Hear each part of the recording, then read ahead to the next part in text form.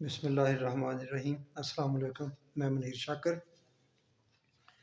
آپ کے سامنے اقتباس رکھا ہے۔ یہ ترجمان القرآن کا ہے، پہلے بھی ذکر کر چکا ہوں۔ روایات اس امر میں قریب قریب متفق ہیں کہ تابعین میں سب سے پہلے حضرت عمر بن عبدالعزیز نے جمع و تدوین کی جد و جہد کی، یعنی کسی صحابی نے نہیں کی، یہ تابعین نے کی۔ تو اس میں وہ ذکر کرتے ہیں لکھنے والے آخر میں کہ حضرت عمر رضی اللہ تعالیٰ عنہ نے یہ کام کیوں نہیں کیا۔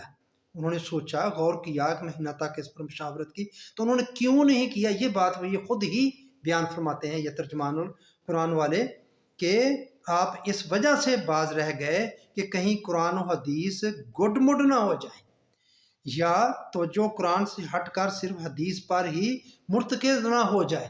اس وجہ سے عمر فاروق رضی اللہ تعالیٰ عنہ اس سے باز رہے۔ اب پتہ نہیں ان لوگوں نے اس کا سد باب کر لیا کہ اب یہ گڈ مڈ نہیں ہوں گی، یہ الگ الگ ہی رہیں گی، تو اس لیے یہ تدوین حدیث جو ہوا، جو کیا گیا حضرت عمر بن عبدالعزیز نے کام، اور جو آگے جو سب جمع کی گئیں، جو ہمارے سامنے صحاح ستہ یہ کتابیں 6 آئیں، اور ان کو مضبوط کرنے کے لیے یہ جو درس نظامی کا سارا سلسلہ ہے، یہ اس لیے کیا گیا کہ انہوں نے یہ سد باب کر لیا کہ اب یہ قرآن اور حدیث آپس میں گڈ مڈ یہ نہیں ہوگی۔ تو اس پر میں تھوڑی سی بات، حضرت عمر اپنی بصیرت کی بنیاد پر جمع اور تدوین حدیث سے پہلے ہی اس کے نتائج بیان فرما دیے حضرت عمر رضی اللہ تعالیٰ نے کہ اس سے قرآن و حدیث کے گڈ مڈ ہونے اور قرآن سے توجہ ہٹ کر صرف حدیث پر مرتکز ہونے کا خطرہ ہے۔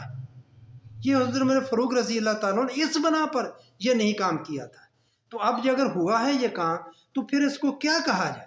کہ یہی کہا جائے گا نا کہ حضرت عمر فاروق رضی اللہ تعالیٰ عنہ کی بصیرت کے اپوزٹ یہ کام کیا گیا، اور تو کچھ نہیں۔ یا انہوں نے یہ ایسا سد باب کر لیا کہ اب یہ گڈ مڈ نہیں ہوگی۔ اب دیکھیے گڈ مڈ کیسے ہوتی ہیں۔ قرآن تو جو صرف مرتکز نہ قرآن، اب تدوین حدیث کے بعد سب ملاحظہ کر سکتے ہیں کہ آپ کی بیان کردہ وجوہات کس قدر سچی ثابت ہوئیں۔ تدوین حدیث کے بعد ہم نے قرآن و حدیث کو یکساں قرار دے کر گڈ مڈ کر دیا، قرآن و حدیث پر یکساں ایمان کا تقاضا کر کے دونوں کو لوگوں کی نظروں میں گڈ مڈ کر دیا، دونوں کو دین میں حجت قرار دے کر، یہ بات غور کرنے والی، دونوں کو دین کی حجت بنا دیا، قرآن بھی اور حدیث بھی حجت قرار دے کر گڈ مڈ کر دیا۔ وہی مطلوع اور وہی غیر مطلوع کی اصطلاحات کے ذریعے ان دونوں کو گڈ مڈ کر دیا۔ وہی مطلوع جس کی تلاوت کی جائے یعنی قرآن، وہی غیر مطلوع جس کی تلاوت نہ کی جائے یعنی کہ حدیثیں، ہے دونوں وہی۔ یہی کہتے ہیں نا، یہی اصطلاح وہی مطلوع وہی غیر مطلوع کی ہے نا، یہ کر کے ان کو دونوں کو گڈ مڈ کر دیا۔ دونوں کو جبریل لے کر آئے، وہ وہی مطلوبی جبریل لے کے آئے، وہی غیر مطلوبی جبریل لے کر آئے، کیا یہ گڈ مڈ نہیں ہوگی دونوں آپس میں؟ قرآن و حدیث دونوں کے مفاہیم من جانب اللہ ہیں کہہ کر ہم نے قرآن و حدیث کو لوگوں کی نظروں میں گڈ مڈ کر دیا۔ دونوں ہی اللہ کی طرف سے نازل کرتا ہے، اس خاص کر اس کے مفاہیم حدیثوں کے بارے میں الفاظ آپ کے ہیں، مفاہیم جو ہیں وہ نبی اکرم صلی اللہ علیہ وآلہ وسلم کے ہیں، تو وہ یہ کیا پھر ایک نہیں بنا دیا؟ کیا یہ گڈ مڈ نہیں کر دیا ہم نے؟ عمر فاروق یہی کہہ گئے نا کہ یہی اسی لیے انہوں نے نہیں نہ کیا تھا کام۔ آگے دیکھیے اس سے بھی خوفناک چیز اختلاف قرات۔ ہم اختلاف قرات سے شاید لیتے ہیں کہ لہجے کا فرق ہے، قرات کے انداز مختلف ہے، نہیں میرے بھائیو یہ بات نہیں ہے۔ اختلاف قرات آپ کسی عالم سے پوچھیں تو یہ اس کا جو ہے چیز وہ ہے روایات کے مطابق عہد عثمانی میں مدون کیا ہوا مصحف عثمانی جو اب ہمارے ہاتھوں میں ہے سے دوسرے بہت سارے صحابہ کے پاس قرآنی نسخہ جات سے آیات اور الفاظ کی کمی بیشی کے لحاظ سے مختلف تھا۔ جو اب ہمارے پاس قرآن ہے یہ اس کو عثمان کہتے ہیں نا، عثمان رضی اللہ تعالیٰ نے اس کو مدون کی جمع کیا ہے، سب کو اس کو کتابی شکل دی ہے، تو اور صحابہ کے پاس بھی قرآن تھے۔ ان قرآن جو نسخے تھے ان میں الفاظ کے بہت سارے کم و بیش تھے، کچھ کم تھے کچھ زیادہ تھے، استغفر اللہ۔ یہ روایات بتاتی ہیں اب بہت سارے صحابہ کے پاس اور بہت سارے الفاظ، کوئی ایک آدھ کی بات نہیں، کوئی سینکڑوں تک ہے کہ وہ الفاظ کو مختلف تھے، یہ الفاظ کوئی اس میں کم تھے یا زیادہ تھے، یہ بات پائی جاتی تھی۔ یہ ہے اختلاف قرات۔ یہ روایت بتاتی ہیں کہ ہاں جی اختلاف قرات ہے۔ اختلاف قرات سے یہ آپ خود آگے سوچ لیں۔ کہ یہ اس کی میں آگے بتاتا ہوں، جس کا ہمارا مذہبی طبقہ قائل ہے اختلاف قرأت کا، یہ مانتے ہیں یہ اختلاف قرأت، پوچھیں ان سے اختلاف قرأت کسے کہتے ہیں؟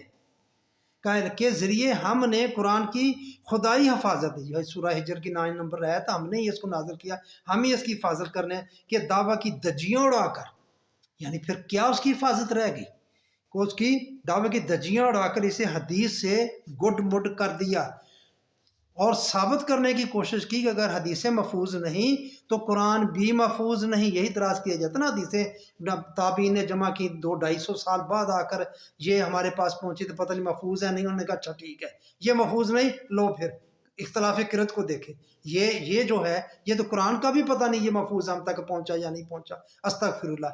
اس سے یہ ثابت کرنے کی کوشش کی کہ نبی صلی اللہ علیہ وآلہ وسلم نے قرآن کی تدوین نہیں فرمائی اور اس بات کا خیال تک نہ کیا کہ اس طرح منصب نبوت، حق ادائے نبوت اور رسالت اور حق ابلاغ رسالت، بلغ ما انزل الیک من ربک، ہے نبی تو پھیلا دے آگے جو کچھ تیرے پر نازل ہوئی۔ مائدہ کی 67 نمبر آیت ہے، پر کاری ضرب لگتی ہے، کیا پھیلایا آپ نے پھر؟ معاذ اللہ، استغفر اللہ۔ اگر قرآن کو ہی ہماری کتابی شکل میں ہمیں بنا کر نہیں دے کر گئے تو پھر کیا حدیثوں کو دے کر نہیں گئے؟ تو قرآن کا یہ روایات جو قرات کی روایات ہیں یہ ثابت کرتی ہیں کہ آپ کو کتابی شکل میں ہمیں قرآن نہیں دے کے گئے، جی اس لیے عثمان غنی نے اس کو کٹھا کیا، بعد میں بنایا کیا، تو یہ کس پر ضرب لگ رہی ہے؟ یہ آپ کے منصب نبوت، ادائے نبوت اور رسالت جو حق ہے آپ نے اس پر ضرب لگ رہی ہے۔ اس میں اس آیت میں یہی ہے کہ اگر آپ نے اس کو نہ آگے پھیلایا تو یہ پھر آپ نے ادائے نبوت اور رسالت کا حق آپ نے ادا نہیں کیا، پر کاری ضرب لگتی ہے۔ حدیث کو قرآن پر قاضی بنا کر ہم نے گڈ مڈ سے بھی آگے حدیث کو قرآن پر فوقیت دے دی۔ لو میرے بھائیو، قاضی یہ بھی دیکھنے والے حدیثوں کا یہ عقیدہ ہے، حدیث کو قرآن پر قاضی، اگر کہیں قرآن کی سمجھ نہیں آ رہی اس کے مقابلے میں حدیث ہے تو آپ نے حدیث کو فوقیت دینی ہے، اس کو پر جاننا ترجیح دینی ہے۔ لو میرے بھائیو یہ بات ہے، کیا بچتا ہے پیچھے؟ قرآن کا کیا بچتا ہے؟